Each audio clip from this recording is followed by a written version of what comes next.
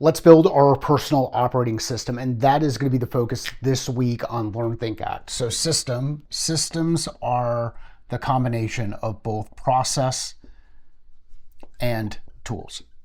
Now we can throw people in there because we end up being part of this equation. So let's call it process, tools, and resources that help make the system work. How do you build out your personal operating system?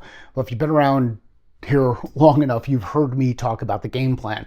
Goals with nested in actions, so things that we put into practice is our strategy, with nested in tactics or actual metrics, the things that we hold ourselves accountable to doing. This is the work, that checklist that aligns with the strategy. And then once we do the work, we reflect on it and say, is the work actually working? So we're going to build out our system. The first piece that we want to understand when it comes to building out our specific operating system is be really clear around what an operating system does for you. What an operating system does, if you think about it on your computer, it helps make sure that resources, these things on this side, get put in the right place at the right time. So for our personal operating system, the first thing I want to know is, how do I achieve specific results? How do I achieve specific results? So for me, it's that game plan. So I want to know what my goal is. I want to understand the specific strategies that I'm going to apply. I like to use 3 buckets. You've heard me talk about this before. If you want to go deeper into the game plan, go check out some of those videos.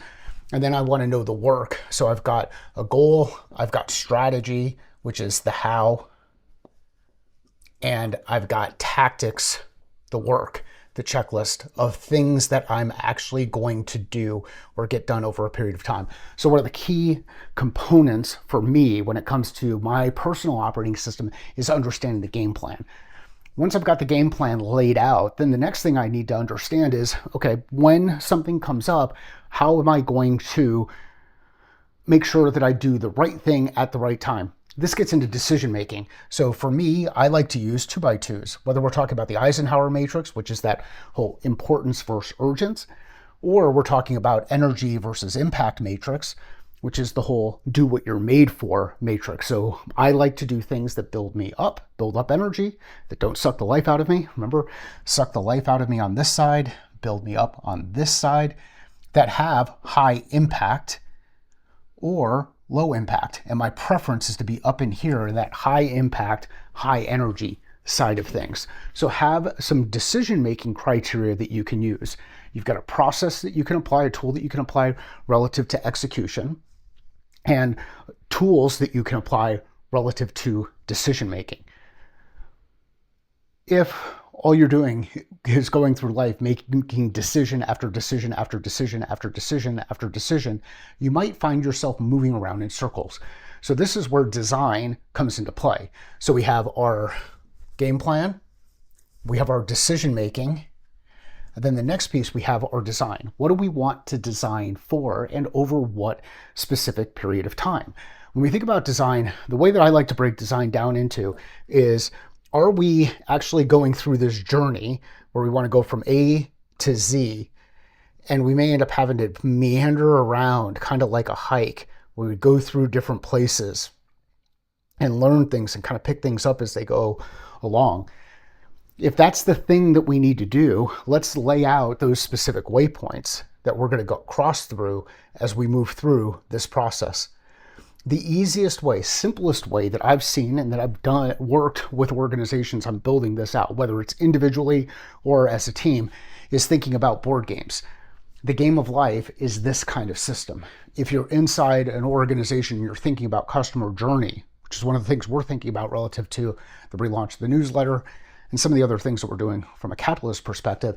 What's that journey look like? Game of life. So that's one type of process that we can design for. Another type of process that you can design for in here, and this is, you've got tools like the ones that we talked about before, game plan and decision making. Process, game of life. Another type of process is, what about the thing that you do over and over and over again that yields specific results? Cool game to think about here is Monopoly. So if I do step A, step B, step C, and step D, and I hit on all of those and then return back, Now I have a process that can be like a closed loop. Now, here's one of the challenges. It's not really a closed loop because you picked up new resources and new information. So I've got a looping process that I know if I do over and over and over again, I'm going to achieve the results I want to. I'm going to have more predictability in the thing that I'm working on. Where does this come into place? You can build your specific ABCD process when it comes to your morning routine. For me, I wake up in the morning. It's the same thing that happens every morning. I wake up, I go into the kitchen, I grind the coffee, put the coffee in the filter, make sure that the water is filled up to the top so that we've got enough water in there to make coffee. I push the button, I start the coffee maker. While the coffee maker is going in, I jump rope in the gym for a little bit and then do a set of 5 pull-ups. I jump rope again, I do some kettlebell swings, jump rope again, I do another set of 5 pull-ups, I jump rope again, and then I go out and the coffee is ready to go. Just a very quick early morning routine, wash, rinse, repeat, where I know that the result is I'm getting my morning off to a really good start. Where this looping process, what I like to think about is the game of Monopoly. If you've ever played the game of Monopoly, remember it's a square, you're going around the board, you start at go, you move to B, you go through C, and you go through D. Don't skip steps. I know that in Monopoly, you could land on that go to jail thing, and then you got to go straight to jail. You skip some steps, you're not going to achieve the results that you want. You won't collect that $200 when you pass go. So take these kind of ideas around game of life, Monopoly, to build out process, use tools to help you gain leverage on those skills that you've created, and make sure that you've got the system set up so that you're going to use resources properly. Your body, your time, your energy, your money, use your resources properly to achieve the results that you want. And these are the things that go into your, and no, it's not the greatest acronym in the world, but it's your personal operating system. If you've got questions around this, let me know. If you want to go deeper into things like the game plan or process design, take a look at the videos that we've had here on the Learn, Think, Act. Look at this simplifying video playlist. We share these videos like this, or I share these videos like this every week so that you can learn something new, take some new information in, think, ask yourself some questions and apply it to what you already know, and then accelerate action. Take action.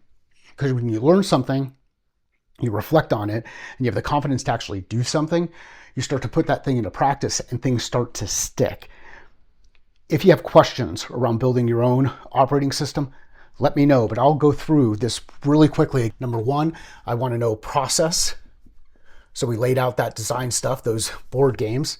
I want to know tools. What tools am I going to use to create leverage? Decision making. You've seen the ones on problem solving, game planning, goal setting, and execution. And then resources. What resources are used to go into the right place based on the process and the tools? This ultimately creates your personal operating system. If you've got questions around the personal operating system, give me a ring. You know how to get a hold of me. I do one-on-one coaching. I do team guided conversations, guided whiteboard conversations like this. And the feedback I get is that when you see your words up on the whiteboard, you see this energy transfer, things start to stick. You leave the room with a higher level of clarity so that you can do focused work and start achieving results, both individuals, teams, and ultimately organizations. If you know somebody who would find this valuable, please share it with them. The shares help. I appreciate the questions, and I'll use those questions to inform future content. Thank you.